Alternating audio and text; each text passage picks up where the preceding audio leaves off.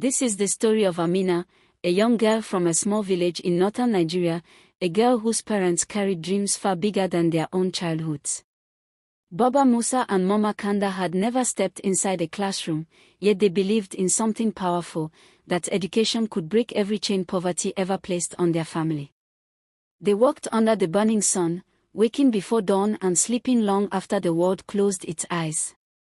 They sowed vegetables, fetched water for neighbors, washed clothes, and sometimes slept hungry, also their daughter could chase a future they never had the chance to imagine. And when Amina finally gained admission to the University of Kaduna, her parents celebrated as if heaven had opened its doors. They believed life would become easier for her. But life on campus was nothing like the dream she carried in her heart. Amina quickly discovered that university life was not just about attending lectures, it was about surviving each day. She could not afford handouts or textbooks. She struggled to buy food. She did not even have data to study online. Her parents had no phone, so communication was once a week, borrowed from a neighbor who charged her small coins she barely had. Through it all, she had one friend, Zainab. Disciplined, focused, and wise beyond her age. Together they promised each other that they would avoid the distractions of campus and face their books with determination. But poverty has a way of shaking even the strongest promises. One afternoon, everything changed when Amina met a well-dressed man named Mr. Depo. He seemed successful, confident, and gentle. He told her he was a businessman working with the school.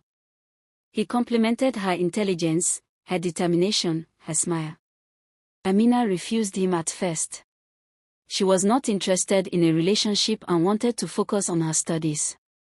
But then came the day that broke her spirit. Her project deadline was approaching, and she did not even have money to print her work. She sat alone, overwhelmed and helpless, and that was the moment he appeared again, offering help. He gave her money with no conditions, no complaints, no demands.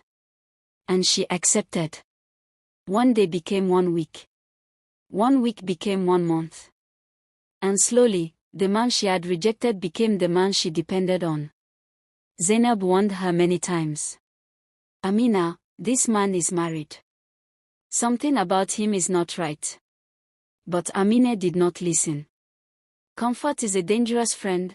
Once it enters your life, it blinds you from the truth. Then one afternoon, everything she thought she knew crumbled. Amina visited his house as usual. He stepped out briefly, and while looking for a pen, she opened a drawer. Inside it, she saw a stack of student ID cards, different girls, different faces, different departments. And sitting on top of the pile was her own picture, with notes written behind it, her department, her parents' village, and the money he had spent on her. Her heartbeat stumbled. Her hands grew weak. She realized she did not know this man at all. When he returned and saw her near the drawer, she knew something was terribly wrong. She fled from the house without looking back. The next morning, she gathered her courage and reported everything to the school security unit. That was when the real truth came out. Mr. Depo was not a staff member. He was not a school partner. He was not the businessman he pretended to be. He was a campus predator, a man the school had been investigating for months, someone who intentionally targeted financially struggling girls and lured them into dependency. Amina's report became the breakthrough the school needed. They caught him. But even after he was taken away, the emotional wound remained. Amina broke down in tears before Zainab, regretting the choices she had made. "I should have listened," she cried. "I betrayed myself." But Zainab held her and told her the truth she needed to hear. "You made a mistake, Amina, not a destiny. Stand up. Your story does not end here." And so Amina rose again. She worked harder than ever. She applied for scholarships and received one. She studied with determination, carrying the weight of her past and the hope of her future. And in the end, she graduated with honors, the pride of her parents, her village, and her own heart. Moral lesson: Do not destroy your future because of temporary comfort. Not everyone who helps you truly wants the best for you. Listen to the people who genuinely care about you.